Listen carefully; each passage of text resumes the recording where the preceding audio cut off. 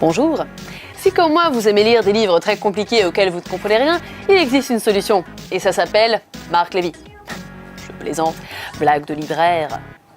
En revanche, aujourd'hui on va faire le point sur le livre numérique et grâce à moi j'espère que vous allez réussir à enfin tourner la page de la vieille littérature.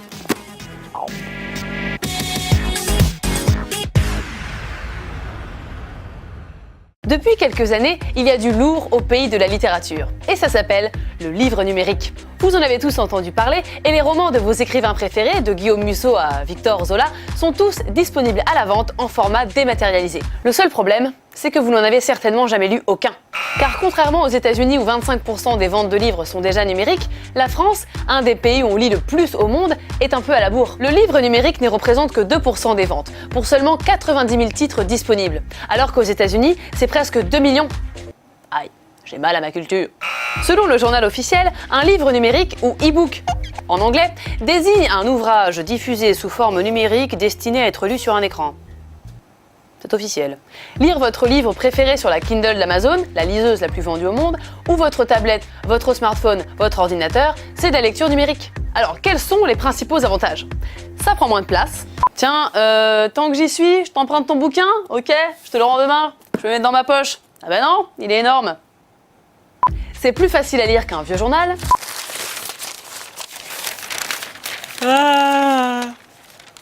Et c'est souvent moins cher. Money baby.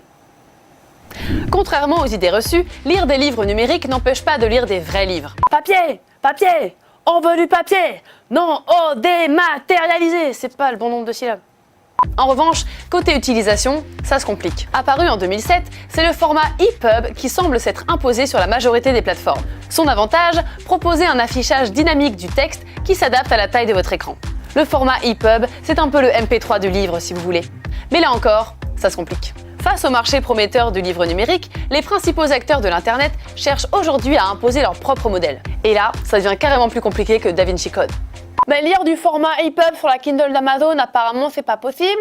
Lire du Kindle sur la Kobo, c'est pas possible. Alors rien n'est possible, c'est ça? Je pousse la gueulante, moi. Afin de libérer à la fois le lecteur et le marché, Orange travaille depuis 2 ans à la création d'un standard universel avec le projet MO3T, pour modèle ouvert 3 tiers. L'objectif, interconnecter toutes les plateformes pour permettre au lecteur de lire ses livres sur n'importe quel support et même de les acheter chez n'importe quel libraire. En promouvant l'interopérabilité des services, Orange et ses partenaires espèrent bien faire des miracles dans l'intérêt du consommateur. Merci Orange, maintenant tout est possible. Il n'y a plus qu'à apprendre à lire. En attendant la naissance de ce format universel, des solutions existent déjà pour gaver votre liseuse de voyelles et de consonnes. Bon, de mots quoi. Qui font des phrases, qui font des textes, donc des histoires. Simple. Pour les inconditionnels de la Kindle, il y a évidemment le site d'Amazon, où l'on peut trouver des livres de 1 à 15 €, prêts à être chargés directement dans votre liseuse, ou si vous n'en avez pas, sur votre mobile ou ordinateur. D'autres sites comme ePagine ou la Fnac disposent désormais de rayons dématérialisés. Pour les autres, il y a aussi Read & Go, le e-kiosque d'Orange, qui vous permet de réunir en un seul service tous vos achats. Et qui dit livre numérique, dit aussi possibilité d'un livre augmenté, avec rajout d'annotations, vidéos ou commentaires audio. C'est l'exemple du célèbre livre de Voltaire, Candide, adapté en 2012 par la BNF et Orange et présenté en version enrichie avec notamment les pages originales du manuscrit. Et si une fois votre liseuse achetée, vous n'avez plus le budget pour la remplir de livres payants, sachez qu'il existe des sites légaux proposant des ouvrages libres de droit et tombés dans le domaine public. Il y a évidemment lecteur.com, la communauté des lecteurs créée par Orange où chacun peut laisser un avis sur les livres, Google Books, la plus grande librairie gratuite au monde, sans oublier le projet Gutenberg, la référence anglophone avec plus de 42 000 livres numériques gratuits. Mais c'est la même chose. Oh, énorme.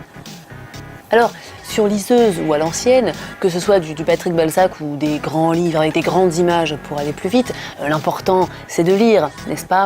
Voilà, moi j'y retourne d'ailleurs, il faut que j'apprenne le script de la prochaine émission.